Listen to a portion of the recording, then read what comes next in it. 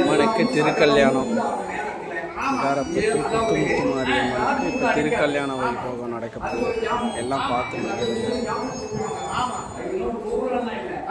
ஒரு நைட்டுக்கு 3 ஜாமம் இருக்கிறது. இந்த நடு ஜாமத்துல பூஜை போட்டோம்னா காத்துக்குள்ள அசையாது. அப்படியே நிற்கும், இன்னும் உறங்கும். அந்த நேரத்துல உருவு கொடுத்தா எல்லாமே உருவாகும். அப்படி இவங்களுக்கு அழகான பெண் குழந்தை பிறந்திருக்கிறது. குடும்பத்துல ஆண் குழந்தை தான் பிறக்கணும்ன்றது கிடையாது.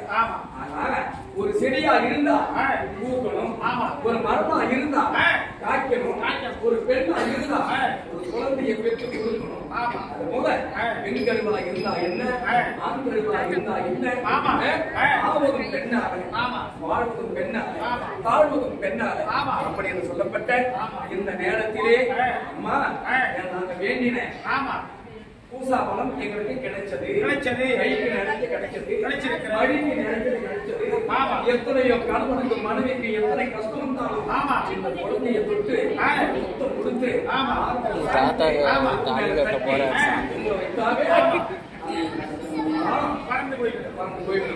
அதே நேரத்தில் மங்களமான செய்தி.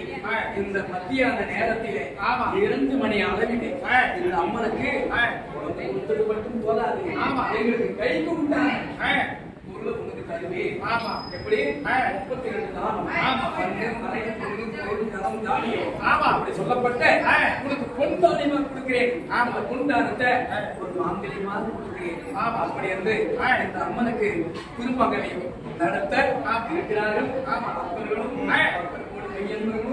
இந்த அம்மனுடைய திருமாங்கல்யத்தை கண்டு கழித்தால் நம்ம வீட்டிலேயும் இந்த மாதிரி சுபேஷம் நடக்கும். அது மட்டும் இல்லாமல் பூசாரிகளுக்காக 100 ரூபாய் காணிக்கையாக அம்மா காணிக்கையாக, மணி காணிக்கையாக, பிரார்த்தனை காணிக்கையாக, நம்பிக்கை காணிக்கையாக அம்மனுடைய குடும்பத்திலே இருந்து பட்டு படித்து பால்வானை கொட்டி மக்கள் சம்பந்தம் மருமகள் சொந்தம் வீர சம்பத்தா வாழ்க்கை எல்லாம் அகிலாண்ட கோயில் முத்துமாரியம்மனுக்கு